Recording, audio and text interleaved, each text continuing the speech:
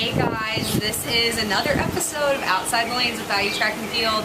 It might be one of the last ones. So today we have a special guest. This is Samantha Ginther, and I've had the privilege of living with Sammy for the last 5 years, and I'd say it's been a blessing and a curse with her baking all the time. It's seriously ridiculous, but it's awesome. And so today she's going to bake, I think, a strawberry rhubarb pie for us. Is that right?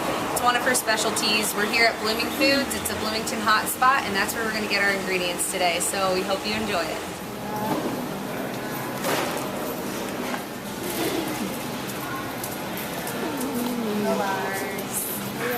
Look what I found. So we see some pie crust here. Is this what you're going to use? No. Why not? Because I make my own. She makes her own. Watching the rhubarb. Yes. This is what rhubarb is. Can you explain to us what this thing is? I always just describe it as pink celery because that's what I think it looks like.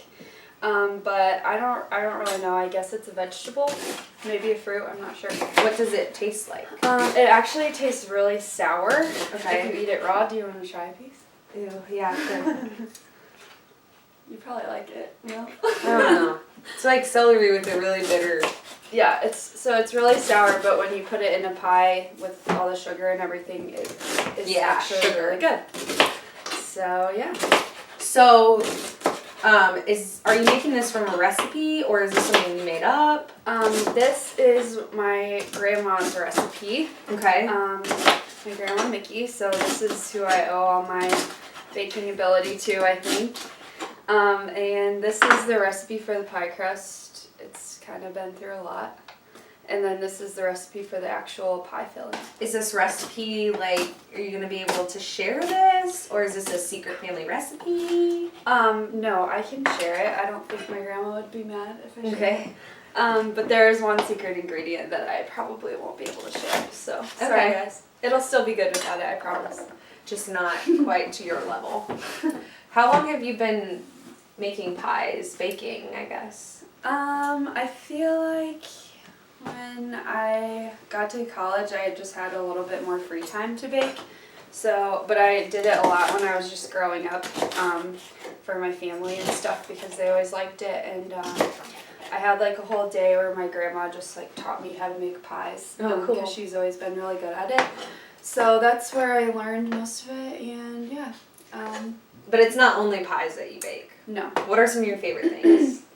I really like making cinnamon rolls. Those are one of my favorites. And then Amish friendship bread, which is like, it's like fermented in a bag, and it sounds really gross, but you let it ferment in a bag for 10 days and like add different stuff to it, and then when it's over, you cook some of the batter, but then you put some in bags and give it to your friends. So that's why it's called friendship bread.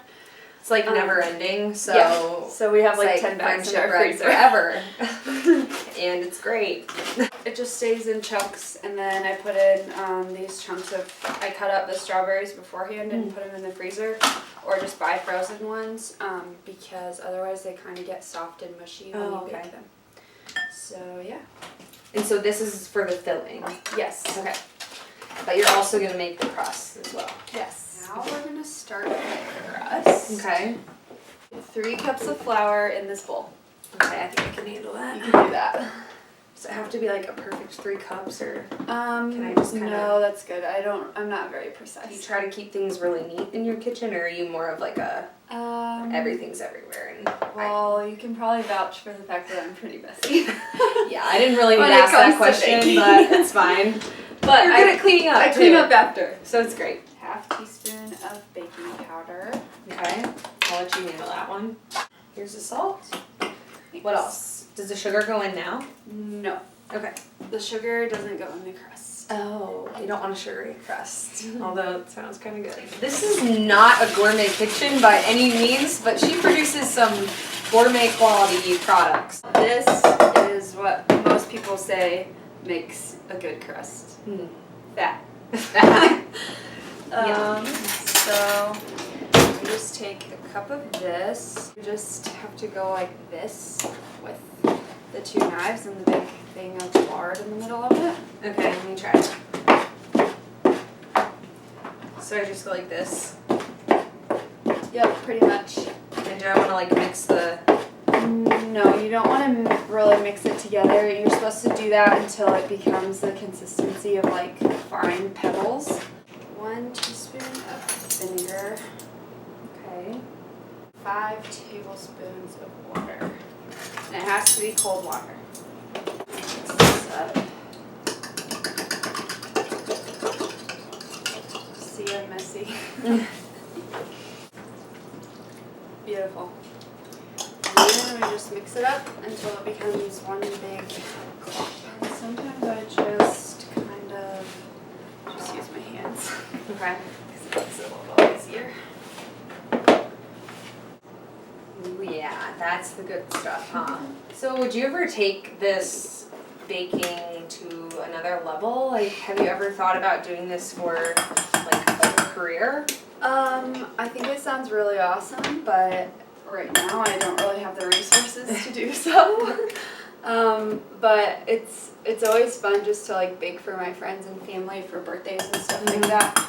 So for now, I just like doing that, but if I ever had the chance to like own my own bakery or something, it'd be awesome. Cool. I hope you pursue that. Thanks. For the rest of us. Orange juice.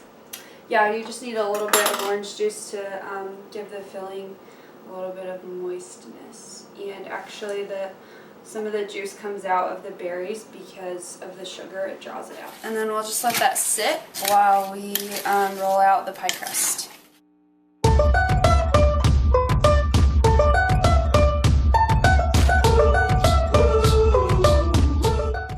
And then I usually just add pieces, like Gotcha. if it's not perfectly round.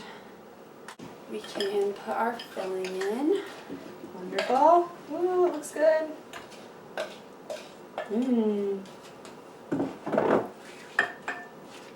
Just going to arrange them on top of here in a little like circular pattern. You would think we would need like, I don't know, like 15 people to finish 2 pies. Nope, just sits at our house and us 3 just eat it all pretty much with a few random helpers. Not always. Okay, but seriously, around Christmas time, it is absurd how many treats. Like, this whole counter is covered. And then if you add in the fact that Kelsey Dirksen and I try and fail at making our own treats, then you have like Sammy's gourmet treats, then you have like our little crappy ones right here. That's not true. And we were just like, I seriously had to get to the point where I like didn't come home at night because if I get like go home, like there's gonna be something at Sammy's that I want to eat. It's like ridiculous. It's beautiful. All right, time for the oven. So this is the homemade whipped cream that Sammy just made, and I'm about to try it. It's good. Really good. Oh, yeah. All right. It's been about 40 minutes, which has been enough time for me to change and invite friends over to eat the pie. But we're ready to taste this baby, so let's check it out.